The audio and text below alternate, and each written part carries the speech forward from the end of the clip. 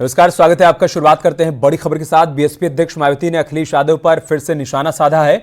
उन्होंने कहा कि गठबंधन टूटने को लेकर एसपी की ओर से अब इतने साल बाद सफाई देना कितना सही है, ये सोचने वाली बात है। मायावती ने कहा कि बीएसपी सैद्धांतिक कारणों से गठबंधन नहीं करती है और अगर बड़े उद्देश्यों को लेकर कभी गठबंधन करती है तो फिर उसके प्रति ईमानदार भी जरूर रहती है। एसपी के साथ साल 1993 और 2019 में हुए गठबंधन को निभाने की पूरी कोशिश की गई, लेकिन बहुजन समाज का हित और आत्मसम्मान सबसे ऊपर है। मायावती ने कहा कि बीएसपी जातिवादी संकीर्ण राजनीति के खिलाफ है, इसलिए चुनावी स्वार्थ के लिए आपाधापी में गठबंधन करने से अलग हटकर बहुजन समाज में आपसी भाईचारा बनाकर राजनीतिक शक्ति बनाने का मूवमेंट है।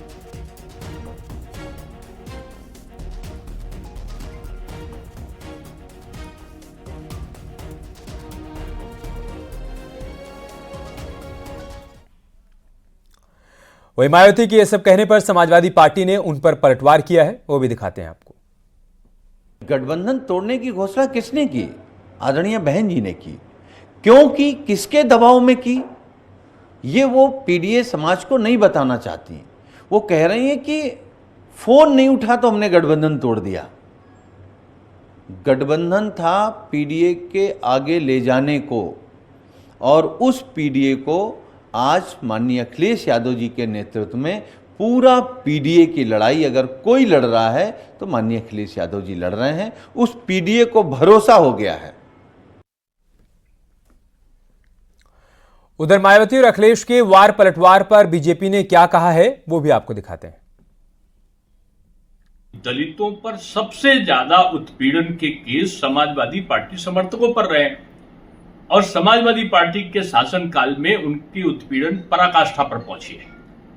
इसलिए एक मजबूरी थी, ये अस्वाभाविक जो गठबंधन था उसको ना तो समाजवादी पार्टी के कार्यकर्ता स्वीकार कर रहे थे और ना बहुजन समाज पार्टी के समर्थक उसको स्वीकार कर रहे थे।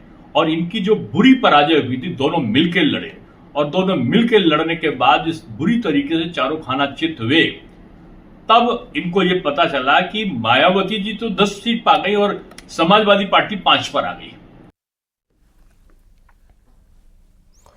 यूपी की सियासत में पिछले 5 साल से जो सवाल हर किसी को परेशान कर रहा था, उसका जवाब अब मिल चुका है। सवाल है, आखिर मायावती ने अखिलेश यादव से गठबंधन क्यों तोड़ा?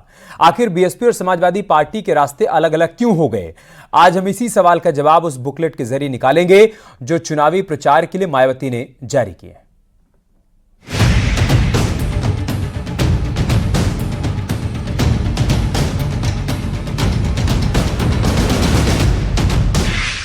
दो 2019 में जिस गठबंधन के दम पर मायावती की झोली में 10 सीटें आई, जिस गठबंधन के दम पर बीएसपी के हाथी ने सपा की साइकिल से तेज दौड़ लगाई, उस गठबंधन के टूटने का दर्द किताबों में अंगारे बनकर छलक रहे हैं।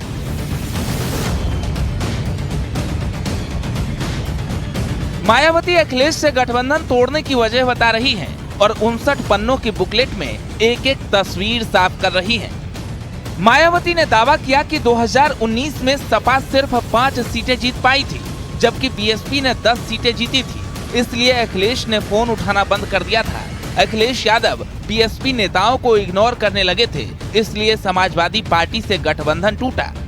गठबंधन टूटने के 5 साल बाद जो आरोप मायावती की तरफ से समाजवादी पार्टी पर लगाए गए, उस पर अखिलेश यादव ने भी पलटवार किया और बताया कैसे वो मायावती से संपर्क करने की कोशिश कर रहे थे, कैसे गठबंधन तोड़ने की नींव पड़ी।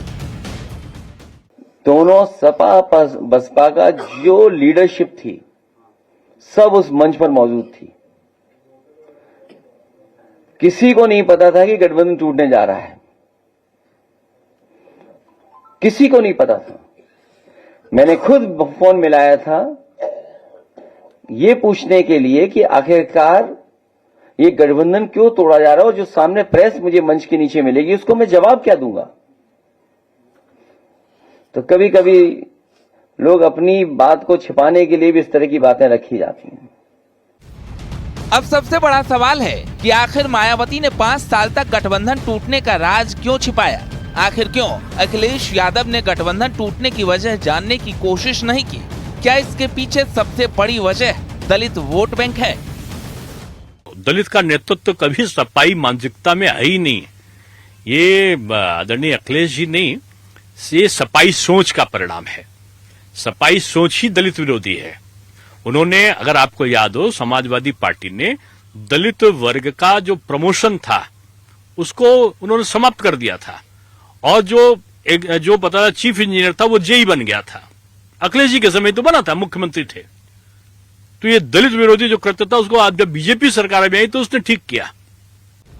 खैर, मायावती यूपी उपचुनाव से पहले अपने वोटर्स के लिए हर वो कंफ्यूजन दूर करने की कोशिश कर रही हैं जिससे कोर वोट बैंक को मजबूत किया जा सके, क्योंकि अकेले दम पर लोकसभा चुनाव के जो परिणाम आए हैं वो बीएसपी के लिए किसी चुनौती से कम नहीं।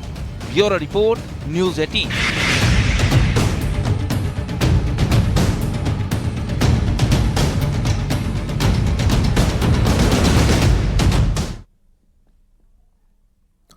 सीएम योगी ने लखनऊ में डॉक्टर राम मनोहर लोहिया आयुर्विज्ञान संस्थान के स्थापना दिवस पर आयोजित कार्यक्रम में शिरकत की।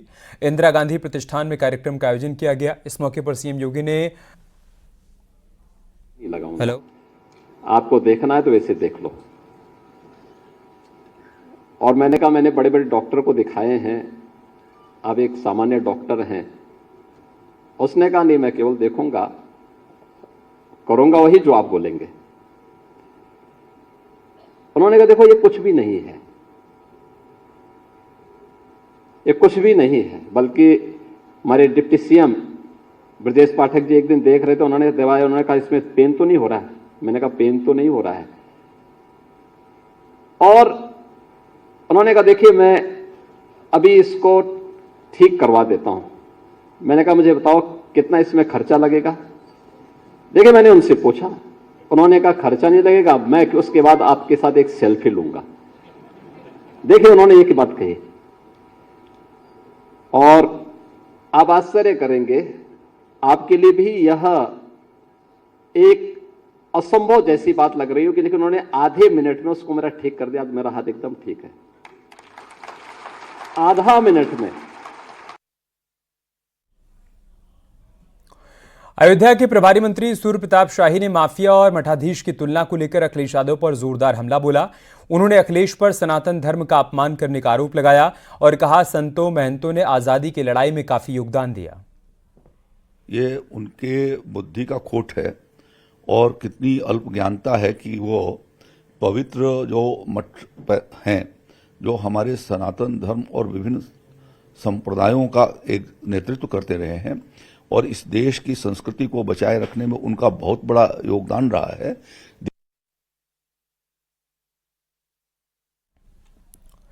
अखिलेश यादव की माफिया और मठाधीश को लेकर दिए गए बयान पर विवाद खड़ा हो गया। धर्मनगरी मथुरा के संतों ने अखिलेश यादव के इस बयान पर अखिलेश को निशाने पर लिया और चुनाव में इसका नतीजा भुगतने को तैयार रहने के लिए कहा। संतों ने कहा कि माफिया से मठ प्रमुख की तुलना करना सनातन का अपमान करना है। सनातनी हिंदुओं के धर्म गुरु जो मठाधीश होते हैं उनको माफिया कहा है अखिलेश यादव जी ने।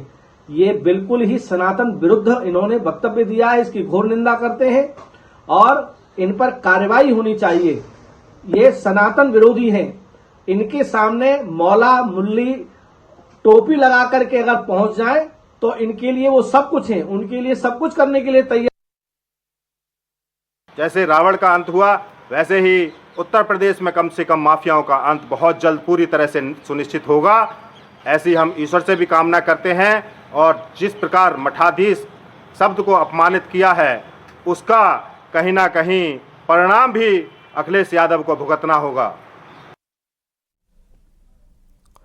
सुल्तानपुर में डकैती से एनकाउंटर तक हर सवाल के जवाब लेकर यूपी पुलिस ने प्रेस कॉन्फ्रेंस की और साफ कर दिया कि पुलिस जात या फिर किसी अन्य फैक्टर को देखकर काम नहीं करती। पुलिस का यह जवाब तब आया जब अखिलेश यादव ने मंगेश के एनकाउंटर को हत्या का नाम दिया।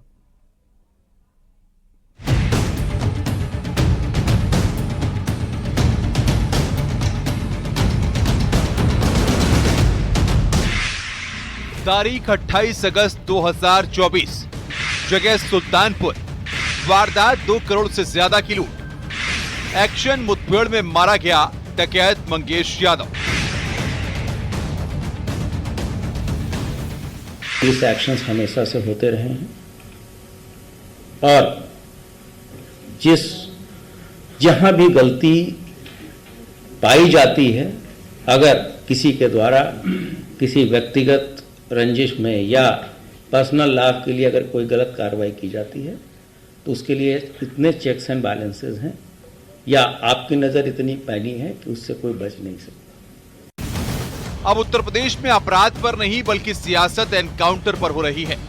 5 सितंबर को डकैत का एनकाउंटर हुआ, लेकिन एक हफ्ते बाद भी अखिलेश यादव मंगेश के एनकाउंटर में जाति का एंगल ढूंढकर सरकार पर हमलावर हैं। अखिलेश यादव आरोप लगा रहे हैं मंगेश पुलिस मुठभेड़ में नहीं मारा गया बल्कि उसकी हत्या हुई है। जो मंगेश यादव की हत्या हुई है, गांव से लेकर के आसपास के लोग जानते हैं कि पुलिस रात में आई थी, उठा ले गई, पुलिस उठा करके ले गई एसटीएफ। और सोचिए आप कैसी कहानी गढ़ी गई कि उसके पास नया बैग था, अमेरिकन टूरिस्ट बैग बताया गया, और जब बैग खोला गया तो उसमें भी कपड़े नए मिले शोरूम से खरीदे हुए। और जो मोटरसाइकिल मिली, सुनने में आ रहा है कि जो मोटरसाइकिल जिसकी चोरी हुई थी, कई दिनों बाद एफआईआर लिखी गई। अखिलेश यादव न सिर्फ डकैत मंगेश को बेकसूर बता रहे हैं, बल्कि ये भी आरोप लगा रहे हैं कि उत्तर प्रदेश में सिर्फ पीडीए के लोगों का एनकाउंटर हो रहा है। इसको लेकर उन्होंने आंकड़े भी जारी किए। एनकाउंटर पर अखिलेश का दावा है बीजेपी सरकार में 207 एनकाउंटर हुए, सबसे ज्यादा पीडीए के लोगों का एनकाउंटर हुआ। 125 एनकाउंटर पीडीए के लोगों के किए गए। यूपी में 40 एनकाउंटर अन्य वर्ग के हुए। 42 ऐसे आरोपियों का एनकाउंटर जिसका डेटा नहीं। अब अखिलेश यादव के इस आरोप पर बीजेपी ने करारा पलटवार किया है।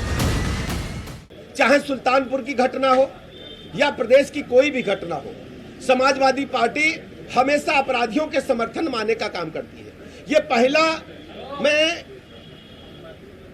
वाकया देख रहा हूं या पहला स्टेट देख रहा हूं जहां पर समाजवादी पार्टी जिस व्यक्ति के यहां अपराध हुआ है उस ज्वेलर्स के समर्थन में एक भी सेंटेंस समाजवादी पार्टी के मुखिया समाजवादी पार्टी की तरफ से नहीं आया। यानी अखिलेश यादव न सिर्फ अपराधी मंगेश को शरीफ, सज्जन और मासूम बता रहे हैं, बल्कि उसके एनकाउंटर में जाति और पीडीए का एंगल ढूंढकर बीजेपी पर हमलावर है। तो क्या अब अपराधियों का एनकाउंटर जाति पूछकर होगा या फिर सियासत क्राइम पर नहीं बल्कि अपराधियों पर होगी? ये एक बड़ा सवाल है। Bureau report, news 18।